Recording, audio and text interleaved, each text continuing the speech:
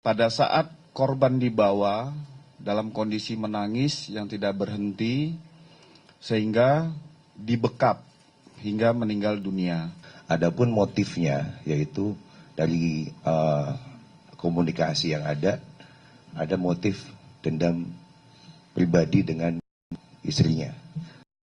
Berikan bela sungkawa yang mendalam kepada almarhum, semoga diberikan kekuatan dan kesabaran. Al-Fatihah.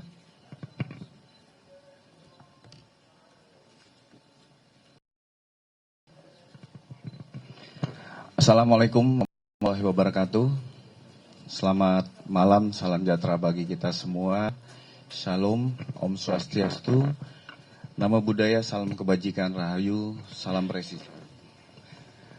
Pada malam hari ini kami akan menyampaikan perkembangan penanganan perkara laporan anak yang diduga hilang berinisial AKN dan proses penetapan tersangka dengan inisial AI. Ini berawal dari tanggal 6 Maret 2025, di mana diketahui bahwa Ananda AKN belum kembali ke rumah. 1 hari kemudian, di tanggal 7 Maret 2025, kakek dari Ananda AKN melaporkan Polsek Pesanggerahan Polres Metro Jakarta Selatan. Dari laporan tersebut, Polsek Pesanggerahan dan penyelidik Satreskrim Polres Metro Jakarta Selatan melakukan rangkaian kegiatan. Kasus ini menjadi perhatian besar masyarakat, sehingga penting bagi kami untuk menyampaikan informasi yang akurat, terverifikasi, dan transparan. Dari laporan yang diterima pihak kepolisian, dilakukan analisa awal dari olah TKP, meminta keterangan beberapa saksi, dan persesuaian semua, sehingga penyidik juga melakukan koordinasi dengan pihak-pihak terkait. Baik itu yang dilakukan sampai dengan pelaksanaan penyelidikan di Sukabumi, termasuk kepada keluarga orang tua kandung Ananda AKN di wilayah Batam. Termasuk selain dari pencarian itu, penyelidik juga menggali informasi kepada ayah kandung korban, ini yang berada di Lapas Cipinang, melakukan klarifikasi kepada beberapa saksi-saksi, dan melakukan pendaman informasi kepada ayah tiri korban. Tidak berhenti di situ, penyelidik bersama Polda Metro Jaya selalu menyampaikan pada saat pelaksanaan rilis di media sosial tentang dugaan anak yang hilang, dengan ciri-ciri seorang pria usia berkisar 6 tahun, pakaian yang digunakan terakhir pada saat meninggalkan rumah. Nah, hal ini dilakukan dalam rangkaian penyelidikan setelah diinformasikan ada informasi dari masyarakat. Dari informasi ini, penyelidik melakukan pendalaman terhadap beberapa keterangan saksi-saksi, baik yang berada di TKP, keluarga korban, orang-orang dekat korban, termasuk menganalisa rekam digital komunikasi, sehingga mengerucut kepada satu orang yang diduga. Ini diamankan oleh penyidik Polres Satreskrim Polres Metro Jakarta Selatan pada saat dilaksanakan pemeriksaan, termasuk pemeriksaan dilakukan alat bukti saksi kunci adanya dugaan keterkaitan hilangnya Ananda AKN yang diidentifikasi dilakukan oleh saudara AI. Pendalaman percakapan digital terlapor ataupun yang terduga pelaku, penyidik menemukan adanya indikasi dorongan emosional pelaku. Dari handphone yang diamankan, terlapor secara terang-terangan menuliskan kalimat gimana caranya gue balas dendam. Ini muncul berulang kali di dalam konteks kemarahan, rasa sakit hati yang ia tujukan ke pihak tertentu. Dalam proses pemeriksaan oleh penyidik, terlapor memiliki dorongan emosional dan niat untuk melakukan balas dendam. Hal ini diakui oleh tersangka melakukan penculikan terhadap Ananda AKN sampai dengan membawa korban dari salah satu masjid di wilayah Bintaro, Kecamatan Pesanggerahan, Jakarta Selatan. Pada saat korban dibawa dalam kondisi menangis yang tidak berhenti, sehingga dibekap hingga meninggal dunia. Setelah korban meninggal, pelaku membungkusnya dengan tas plastik berwarna hitam dan membuang di wilayah Tenjo, tepatnya di Jembatan Cilalai pada tanggal 9 Maret 2025 pada malam hari, atau 3 hari setelah diketahui AKN hilang. Pada tanggal 20 November 2025, informasi masuk dan ini selalu didalami oleh penyidik persesuaian dari keterangan saksi, barang bukti, dan dilaksanakan prarekonstruksi, sehingga penyidik menetapkan seorang tersangka berinisial AI. Dan dari hasil pemeriksaan mengakui jenazah dijemput, korban dijemput sampai dengan dibekap, meninggal dunia dan dibuang tanggal 9 Maret 2025. Ini yang kami sampaikan kepada rekan-rekan, termasuk kami baru ingin menyampaikan bahwa keterangan patut diduga kuat sebagai anak yang hilang. Untuk kepastian secara ilmiah, scientific investigation, akan kita tunggu hasil uji DNA. Kami di sini hari juga Pak Wakapolres Metro Jakarta Selatan, Kasubit Penmas, ada Pak Kasat Reskrim, Dr. Farah dari Forensik Rumah Sakit Polri, dan Kanit PPA. Nanti mungkin Dr. Farah kami beri waktu untuk menjelaskan bahwa temuan kerangka ini identik seperti apa, karena beliaulah yang memiliki keilmuan, expert in areanya adalah Dr. Farah. Silakan, Dokter.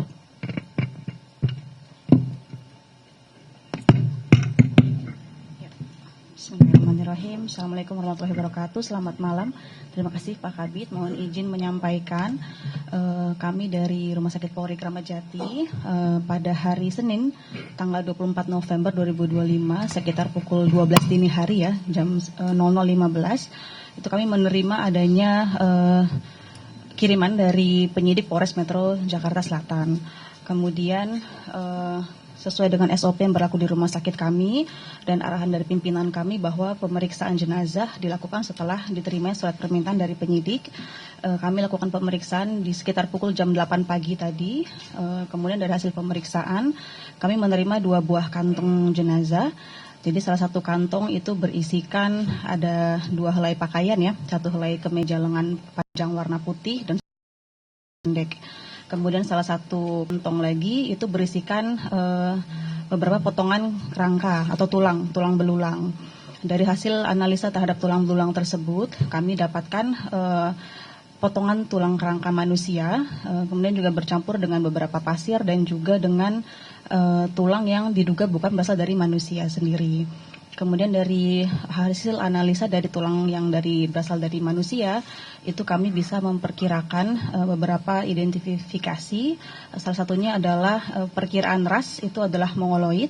Kemudian juga dari perkiraan jenis kelamin, itu menunjukkan dari struktur bentuk tulang tengkoraknya mengarah ke jenis kelamin laki-laki. Kemudian juga untuk usia kami tidak bisa mendapatkan secara persis, jadi kami juga dibantu oleh odontologi forensik, Dr. Gigi Debi ya saat di rumah sakit, namun tidak bisa dilakukan analisa terhadap gigi karena memang rahangnya tidak ditemukan. Kemudian kami juga dibantu oleh tim dari Rodopol Pusdokes Polri di Cipinang untuk mengambil sampel DNA.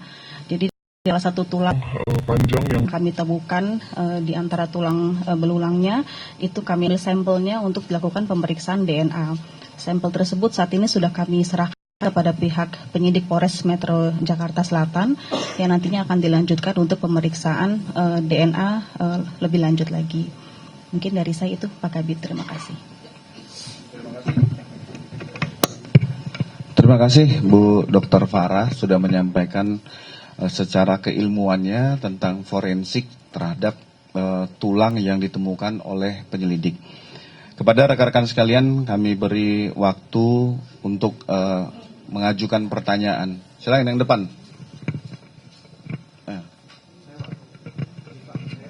Dari Kompas.com Pak, mau bertanya, ini kan ada informasi juga bahwa pelaku ini melakukan tadi ya Pak, saat pemeriksaan berlangsung gitu, dan itu bagaimana sih Pak kronologisnya, dan tolong dijelaskan mungkin bagaimananya, lalu motifnya dia bunuh diri itu kenapa, sudah ketemu atau belum? Oke, terima kasih Mas Rizky.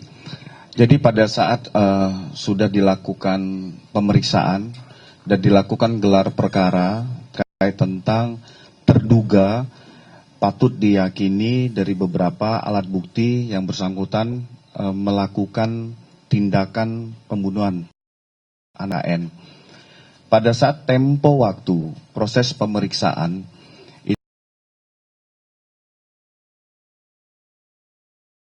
Minggu dini hari. Jadi yang bersangkutan dititipkan di ruangan konseling. Kami luruskan kepada rekan-rekan media.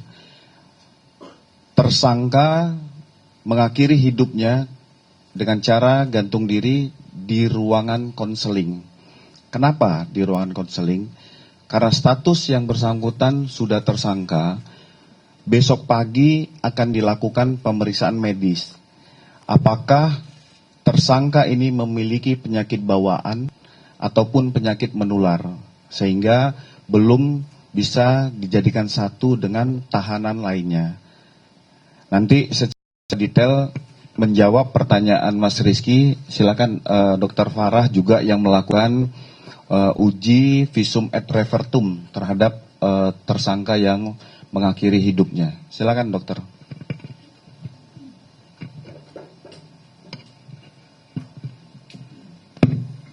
Mohon izin, kami sampaikan bahwa jenazah atas inisial AI ya, laki-laki berusia 49 tahun, itu kami terima di instalasi forensik Rumah Sakit Polri Kramat Jati pada hari Minggu 23 November 2025 sekitar pukul 11 siang. Kemudian ada permintaan visum untuk dilakukan pemeriksaan luar dari Polres Metro Jakarta Selatan. Pemeriksaan dilakukan pukul 1:25, itu dilakukan oleh rekan saya, Dr. Arfiani, spesialis forensik dan mediko-legal. Dari hasil pemeriksaan beliau, itu dapatkan jenazah laki-laki berusia 49 tahun bergolongan darah O. Kemudian ditemukan adanya luka lecekan yang melingkari leher. Itu diduga sesuai dengan pola gambarannya, sesuai dengan kasus gantung. Kemudian tidak ditemukan adanya tanda-tanda kekerasan lainnya pada permukaan tubuh lainnya. Mungkin itu yang bisa saya sampaikan. Itu ya dari penjelasan Dr. Farah terkait tentang visum et repertum. Kami juga mengajukan kepada pihak keluarga untuk dilakukan otopsi, tetapi pihak keluarga belum berkenan. Kita menghormati proses kedukaan dari pihak keluarga. Sebelah kiri, ya silakan, Mas. Dari Pak Kaidien, terkait dengan motifnya Pak, mungkin bisa dielaborasi lagi. Tadi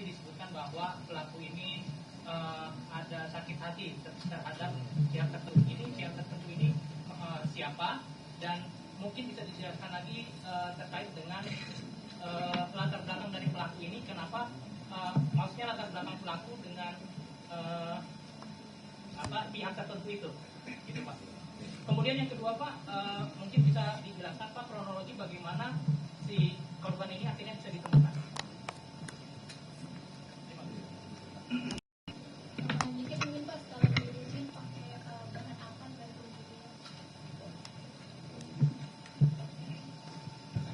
Terima kasih yang kami hormati Bapak Kabid, Bapak Kapolres, dan rekan-rekan media semua. Oke, untuk memperjelas bahwa hasil penyelidikan kami berdasarkan alat bukti yang ada, 2 alat bukti yang ada kita bisa menyimpulkan dan sudah kita gelarkan sebagai tersangka. Adapun motifnya yaitu dari komunikasi yang ada motif dendam pribadi dengan istrinya. Jadi istri tersangka ini bekerja di luar negeri. Nah, akibat bekerja di luar negeri, dari hasil chat itu muncul adanya dugaan perselingkuhan yang dilakukan oleh istrinya. Nah, di situ ada motif tersendiri terhadap si tersangka ini untuk melakukan pembunuhan itu terhadap anak, karena anak ini ialah anak tiri dari tersangka. Mungkin itu. Oh, untuk kronologi korban ditemukan berdasarkan saksi-saksi kunci yang sudah kita periksa. Ada satu inisial G, yang mana saksi kunci itu yang diajak oleh tersangka untuk mengambil plastik itu. Tapi plastik isi, tapi untuk isinya dia menyatakan bahwa dia tidak tahu, dan disampaikan oleh tersangka bahwa isinya bangkai anjing. Mohon maaf, bangkai anjing gitu. Tapi dia nggak ngecek lagi dan menunjukkan di situ, dan alhamdulillah berkat bantuan dan doa semua dan dibantu oleh dengan K9, unit K9 dari Mabes Polri dan juga dari Polda, kita menemukan adanya kerangka manusia yang diduga korban Alvaro AKN.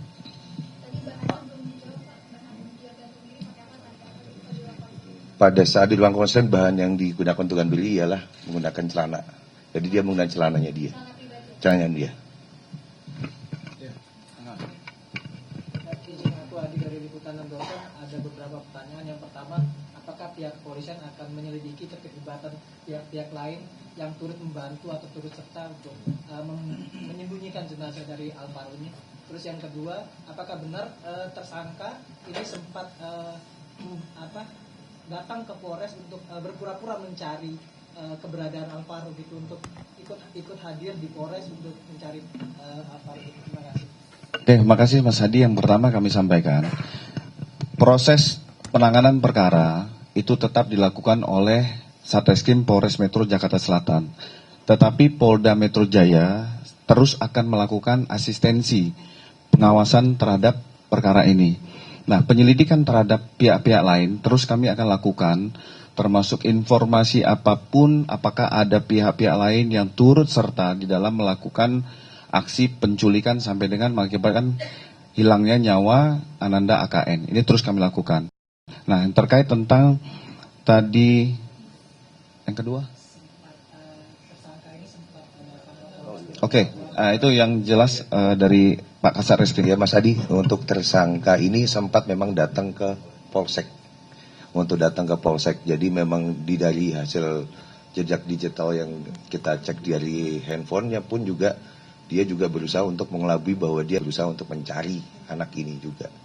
Si inisial A ini juga mencari. Nah, disitulah kita lakukan pendalaman dan alhamdulillah sudah ada titik terang. Lalu kita lakukan pendalaman dan pemeriksaan sampai dengan penetapan tersangka. Iya, gitu Mas Adi. Ya. Oke. Pak, izin Fadil dari Detikkom Pak. Yang pertama mau tanya soal kapan si tersangka ini melakukan aksinya, dan cara si tersangka melakukan aksinya itu seperti apa? Karena kan hasil temuannya mohon maaf sudah tulang belulang gitu ya Pak. Tempo waktunya berapa lama? Jadi ini sudah dilakukan prarekonstruksi oleh penyidik. Diketahui bahwa Ananda AKN tidak kembali ke rumah pada tanggal 6 Maret 2. Setelah itu paman dari Ananda AKN berinisial T melaporkan kepada Polsek Pesanggerahan, kakek dari AKN melaporkan ke Polsek Pesanggerahan. Dilakukan olah TKP terhadap orang-orang yang melihat terakhir Ananda AKN. Nah, pada tanggal 9 Maret, 3 hari setelah Ananda AKN diketahui tidak kembali, itu jenazah sudah dibuang ke Tenjo. Hal tersebut diakui oleh tersangka AI.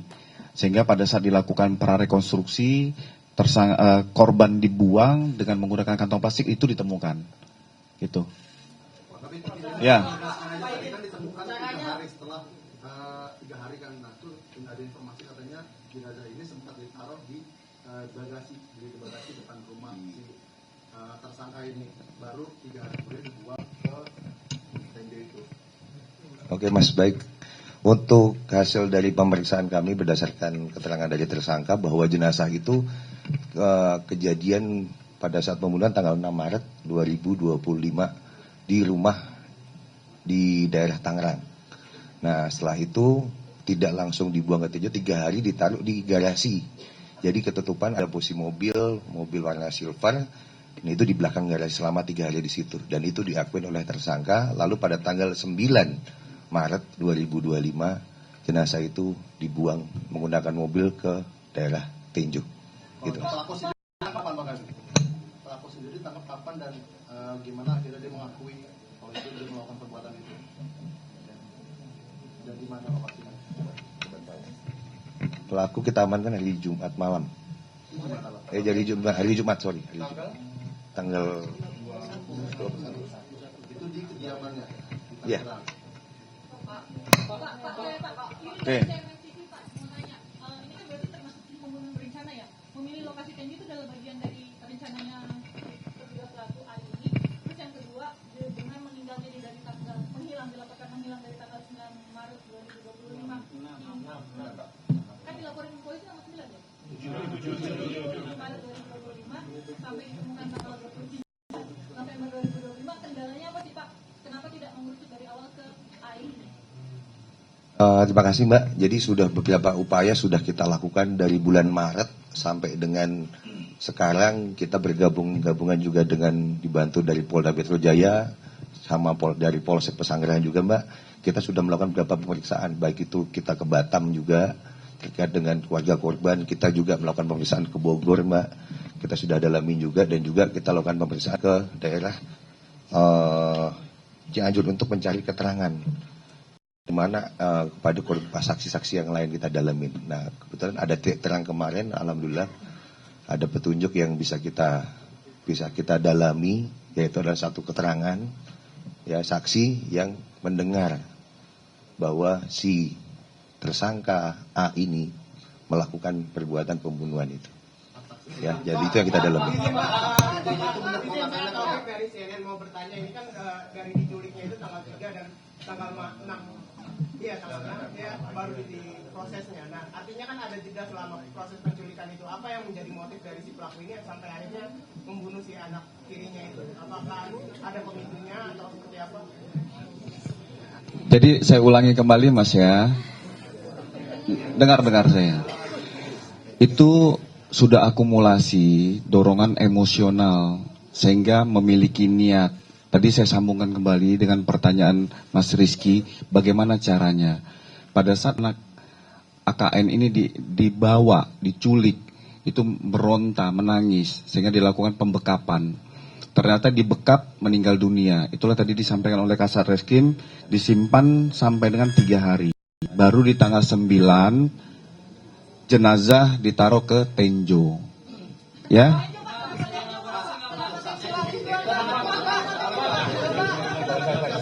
Oke. Lalu selama 8 bulan ini apakah tidak ada masyarakat yang lewat ke situ? Bagaimana kondisi TKP penemuan mayatnya itu, Pak? Mungkin, oke. Kenapa dibuang ke Tenjo? Saya jawab bahwa ada salah satu kerabat dari tersangka ini yang tinggal di sana. Jadi dia sudah bolak-balik, memang pengakuan dari tersangka ini sudah bolak-balik untuk ke Tenjo. Dan dia tahu lokasi mana yang sepi untuk membuang di sana. Dan akhirnya memilih salah satu tempat yang mana di jembatan itu dibuang almarhum, dibuang jenazah dalam bentuk plastik itu di bawah jembatan itu. Jadi gini, rekan-rekan, situasi. jadi lokasi tempat pembuangan itu adalah tempat pembuangan sampah. Jadi penyelidik dan penyidik tidak berhenti sampai di sini. Pasti besok atau lusa lalu akan membawa K9 untuk mencari lagi beberapa potongan-potongan yang bisa membantu dokter forensik untuk menyatukan, membuat suatu kesimpulan. Pertanyaan terakhir. Ya.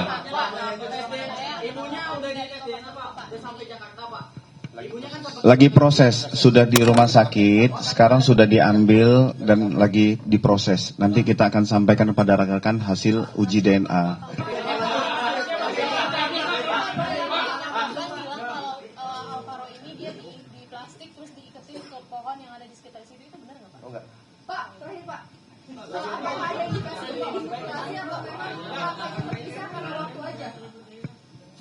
Dokter. Terakhir Pak, katanya potongan menyusun potongan-potongan tapi dalam arti pembunuhan ventilasi ada.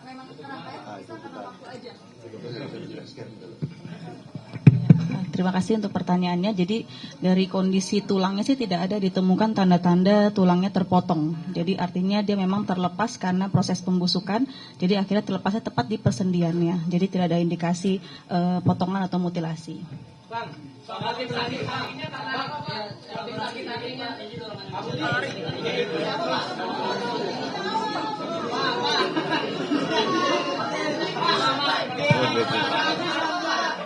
Nanti saya terakhir.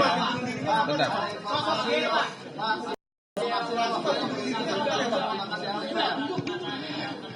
Jadi gini. Sabar. Nanti kebagian. Jadi saya jelaskan kenapa ada dorongan emosional itu sudah akumulasi. Jadi akumulasi tenang. Diduga istrinya memiliki pria idaman lain. Terjawab ya. Terakhir. No.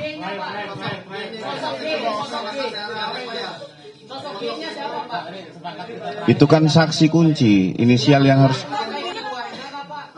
kerabat dekat. Dalam proses pemeriksaan atau penyelidikan awal, tersangka ini sudah pernah diperiksa belum sih Pak? Dan sudah berapa kali diperiksa dan pengakuan awal itu seperti apa? Gimana Mas? Untuk sudah, waktu itu sudah kita lakukan interogasi juga, tersangka awal sudah kita lakukan interogasi, tapi memang keterangan waktu itu masih banyak menyangkal. Nah, terus kita masih gali-gali, dari sekian sudah ada sekitar 20 orang lebih kita periksa sebagai saksi. Ya, pendalaman dan baru kemarin itu dapat informasi yang mengerucut kepada tersangka ini, dan akhirnya kita lakukan pemeriksaan lebih mendalam lagi, dan alhamdulillah kita bisa temukan alat bukti dan juga keterangan dari tersangka itu, yang mana dia termasuk juga tempat lokasi dia membuang almarhum A, gitu. Oke.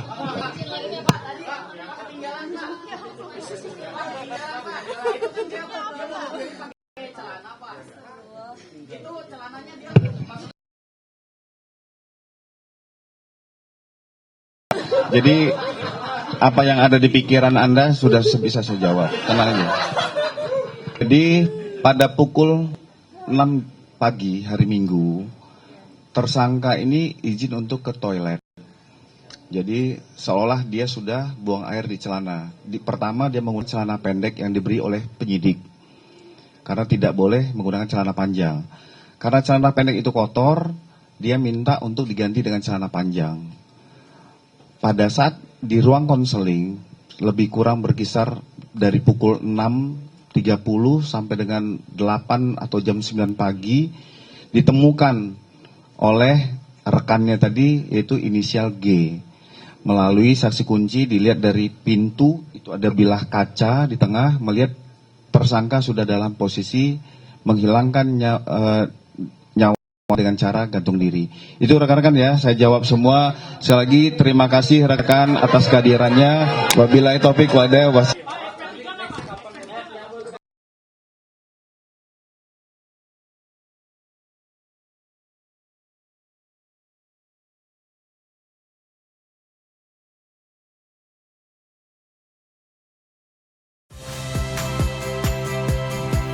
Saya Cynthia Rompas.